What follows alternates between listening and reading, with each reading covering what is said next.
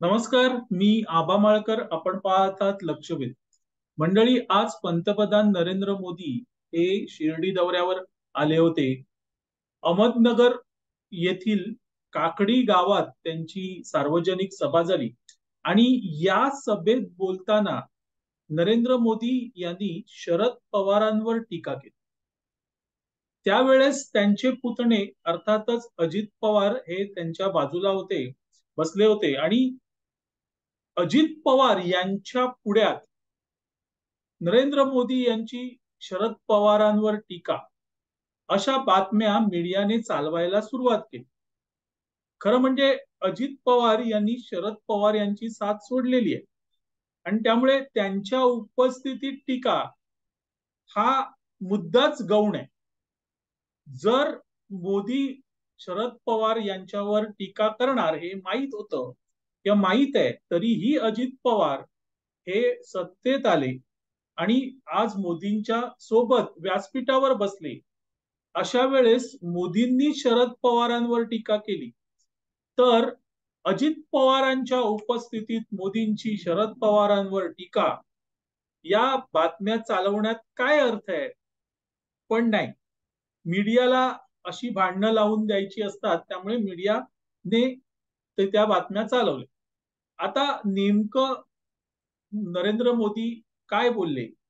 तर नरेंद्र मोदी म्हणाले की 2014च्या आधी महाराष्ट्रातील एक नेता अनेक वेळा राज्याचे कृषी मंत्री राहून गेले. मात्र त्या काळात शेतकऱ्यांचे मोठे हाल होते. शेतकऱ्यांसाठी कुठलीच योजना काम करत नव्हती. शेतकऱ्यांना अनेकदा हेलपाटे मारावे लागायचे. महाराष्ट्रातील शेतकऱ्यांचं नाव फक्त राजकारणासाठी वापरलं गेलं. मात्र 2014 नंतर हे चित्र बदललं.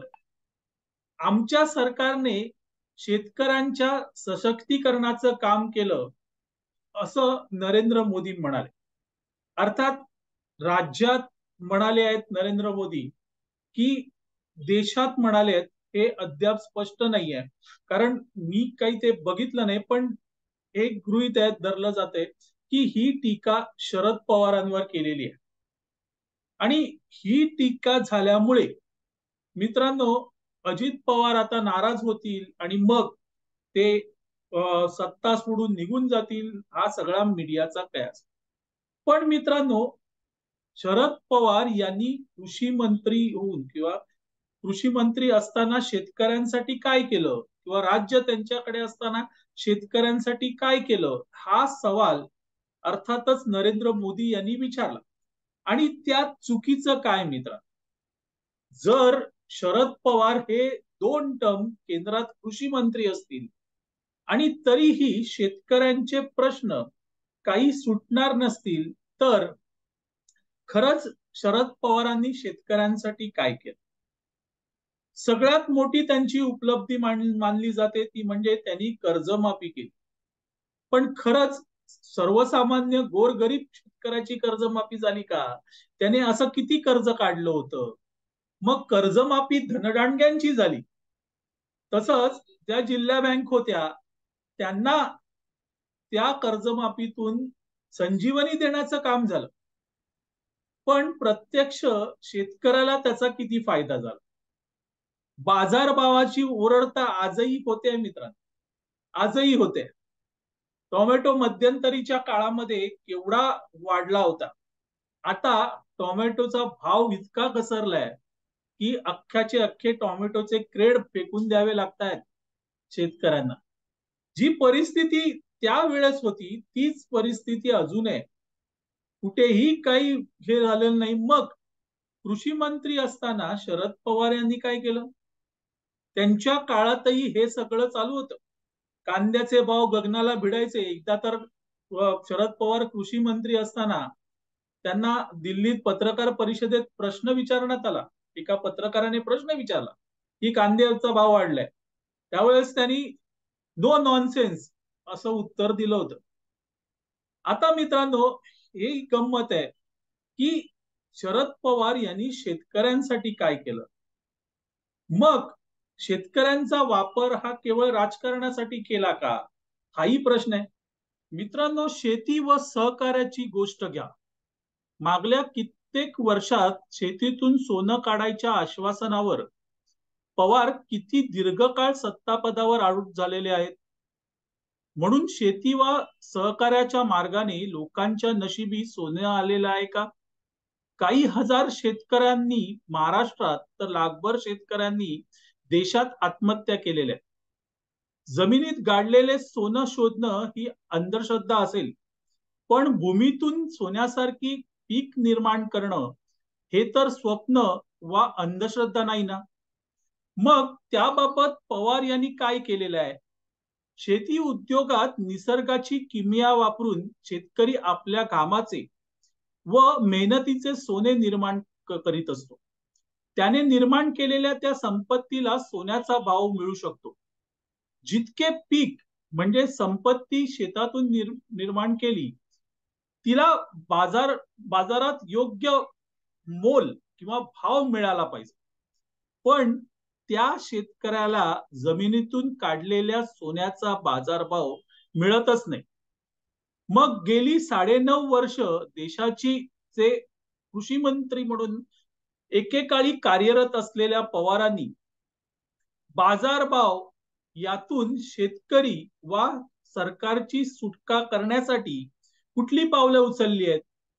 जेव्हा शेतमाल हाती येतो तेव्हा त्याचे बाजार मूल्य पाडले जाते आणि बिचाऱ्या शेतकऱ्याला मातीमोल भावाने आपल्या घामातून निर्माण केलेले सोने विकावे लागते. म्हणजेच कृषी विषयक कुठलेच ठाम धोरण नसल्यामुळे सोन्याची माती होऊन जाते. शेतकऱ्याला विष प्राशन करून आत्महत्या करावी लागते. शेतमाल हे कष्टातून निर्माण होणारे म्हणजेच भुईतून निर्माण होणारे सोनं आहे. पण ठराविक मुदतीमध्ये त्याच्या साठवणीची सुविधा नसेल तर त्याची नाशाडी होते. म्हणजेच ते सोने मातीमोल होऊन जाते आणि मातीमोल भावाने विकावे लागतं.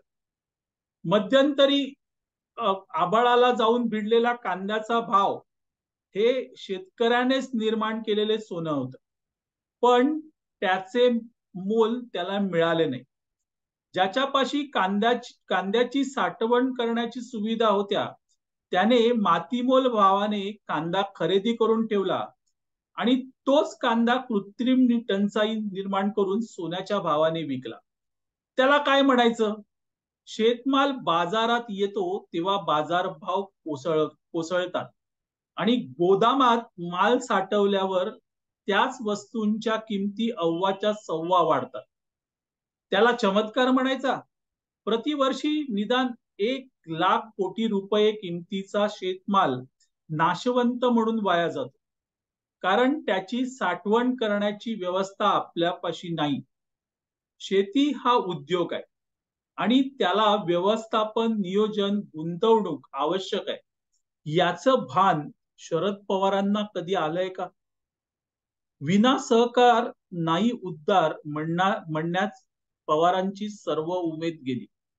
आज त्याच सहकाराने साकार झालेल्या बँका, साखर कारखाने दिवाळखोरीत जाऊन कवडीमोल किमतीत खाजगी उद्योजकांना विकल्या जातात. त्यावेळेस पवार साहेब कुठे असतात?